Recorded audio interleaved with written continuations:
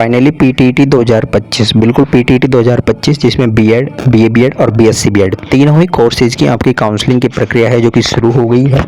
Counselling करवाने के लिए आपका जो फर्स्ट स्टेप होता है वो होता है आपकी रजिस्ट्रेशन होना।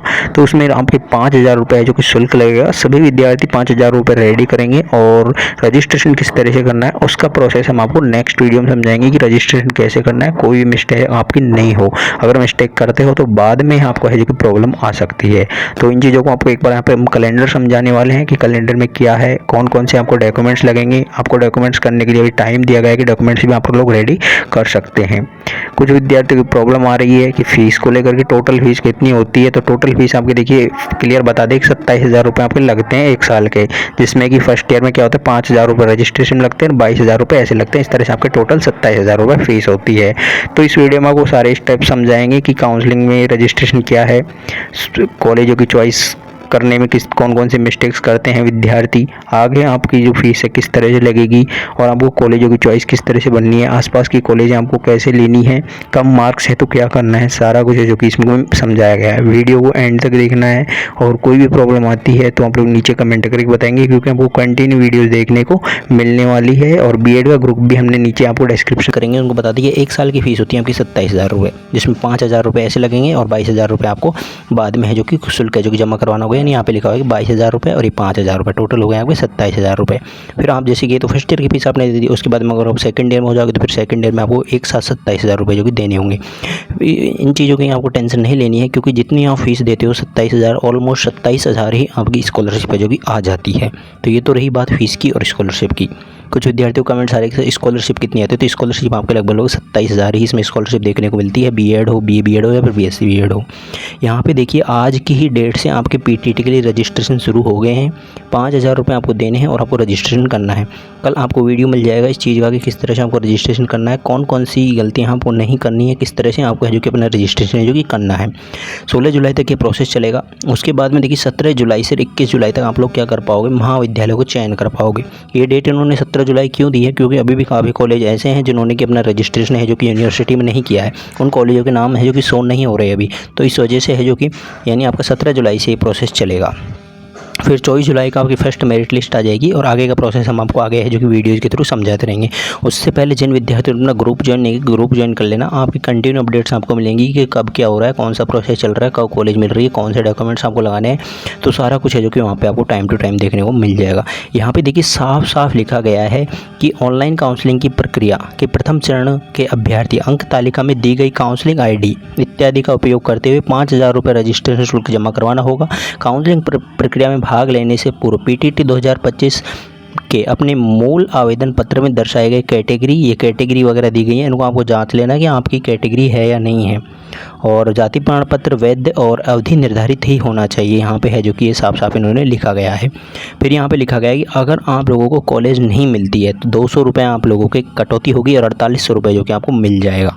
तो सभी विद्यार्थी काउंसलिंग करवा लेना जिन विद्यार्थियों ने एग्ज़ाम दी है। और यहाँ पे क्लियर ये भी लिखा गया है कि किंतु अभ्यर्थी महाविद्यालय आवंटित होने के पश्चात रिपोर्टिंग नहीं करने पर, शेष शुल्क जमा नहीं करवाने पर अभ्यर्थी के 600 रुपये काटे जाएंगे। यानी मान लो आप लोगों को कॉलेज मिल गया, आपको पसंद नहीं आया, आप कॉलेज को छोड़ रहे हो, तो कॉलेज में क्या मत करवाना, रिपोर्टिंग मत करवाना, आपके 600 रुपये काटेंगे और 4400 रुपये जो कि आपको रिफंड कर दिए जाएंगे। तो ये यहाँ पर इन्होंने साफ साफ दे दिया है।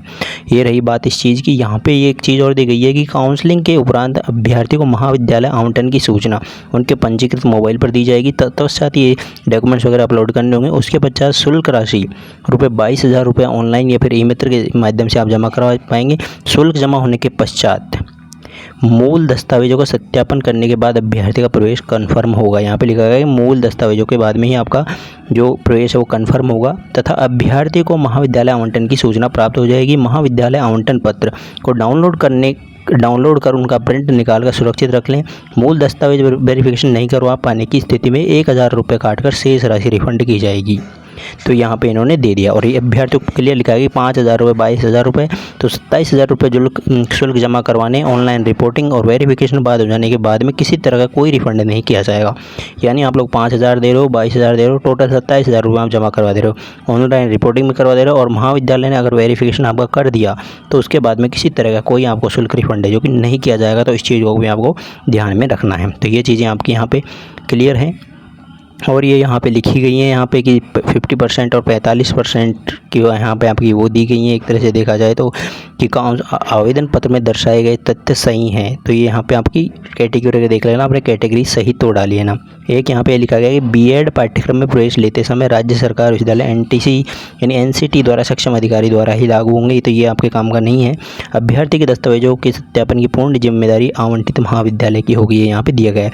और यहाँ पे ये भी लिखा गया है कि जो विद्यार्थी निर्धारित तिथि तक महाविद्यालय में रिपोर्टिंग नहीं करेंगे उनका प्रवेश स्वतः निरस्त हो जाएगा।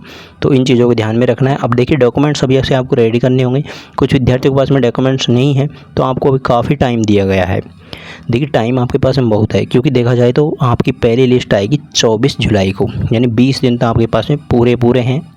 फिर रिपोर्टिंग का जो प्रोसेस चलेगा वो आपके देखिए एट दी एंड चलने वाला है। ये 22,000 रुपये वगैरह जमा होंगे तब आपका रिपोर्टिंग का प्रोसेस चलेगा, यानी 24 जुलाई तक का आपके पास में टाइम है डॉक्यूमेंट्स रेडी करने का। कौन कौन से डॉक्यूमेंट्स रेडी करने हैं वो भी हम आपको बता देते हैं। देखिए यहाँ पे एक बार आप सभी लोग देख लें, यहाँ पे तो सारा चीज़ें इसमें भी समझाई गई है कि वेबसाइट है, 5,000 रुपये आपको जमा करने हैं, रजिस्ट्रेशन करना है, कॉलेजों की चॉइस करनी है। ये सारे प्रोसेस हम आपको एक एक करके सभी की वीडियो मिलेगी। रजिस्ट्रेशन कैसे करना है, कॉलेजों की चॉइस किस तरह से करनी है, आपको सारे स्टेप्स है जो कि चैनल के माध्यम से समझाए जाएंगे। सबसे पहले आप लोगों का ग्रुप है जो कि ज्वाइन कर लेना है। बीएड का ग्रुप आपको बनाया गया है। डॉक्यूमेंट्स आप लोग देख लें। सबसे पहले आपको पीटीटी का रिजल्ट संभाल कर रख लेना है। पीटीटी का एडमिट कार्ड, 10वीं 12वीं की मार्कशीट है। और जिन विद्यार्थियों ने बीएड 2 ईयर के लिए अप्लाई किया है उनको स्नातक की मार्कशीट चाहिए होगी। अब बात आ रही है, कई विद्यार्थी बोल रहे हैं कि सर ओरिजिनल मार्कशीट नहीं है ये, तो बिल्कुल आपकी जो कंप्यूटर कॉपी है वो चल जाएगी। इतना तो कॉलेज वाले भी समझदार है कि अभी ओरिजिनल मार्कशीट नहीं आई है तो आपकी जो कंप्यूटर कॉपी है वो चलानी पड़ेगी उनको। नेक्स्ट पासपोर्ट साइज़ फ़ोटो आपके पास में होनी चाहिए। इसके अलावा देखिए जाति प्रमाण पत्र है, मूल निवास प्रमाण पत्र है, सब चीज़ें होंगी। मूल निवास प्रमाण पत्र, आधार कार्ड और फीस रसीद आपको 5,000 रुपये जो जमा करवाइए। सारी फीस रसीदें जो कि आपको संभाल कर रखनी है, 5,000 हो या फिर 22,000 हो। एक कॉपी अगर आप कॉलेज में जमा करवा दो तो 2-4 कॉपी बनवा लेना, क्योंकि बाद में आप स्कॉलरशिप का फॉर्म भरोगे तब भी आपकी ये फीस रसीदें आपके काम में आने वाली है। तो ये चीज़ें यहाँ पे आपकी क्लियर रहेंगी कि फ़ीस रसीदों को सबको अपनी कॉलेज में नहीं देनी है, आपको 2-4 कॉपी एक्स्ट्रा है जो कि करवानी है। सभी चीज़ों की सारे डॉक्यूमेंट्स की आपको 2-2 3-3 कॉपी करवानी है, ताकि आपके पास में बाद में भी कुछ डॉक्यूमेंट्स है जो कि बच सकें। तो ये सारी चीज़ें हैं जो कि आपको समझाई जाएंगी। अभी आपका कैलेंडर जारी हुआ है, कल से आपको क्लियर किया जाएगा कि कैसे रजिस्ट्रेशन करना है, कैसे कॉलेजों को भरना है, कौन कौन सी कॉलेज आपको भरनी है। अगर आपके मार्क्स कम है तो आपको कौन सी आप कॉलेज है जो कि ले सकते हैं, सारा प्रोसेस आपको समझाया जाएगा।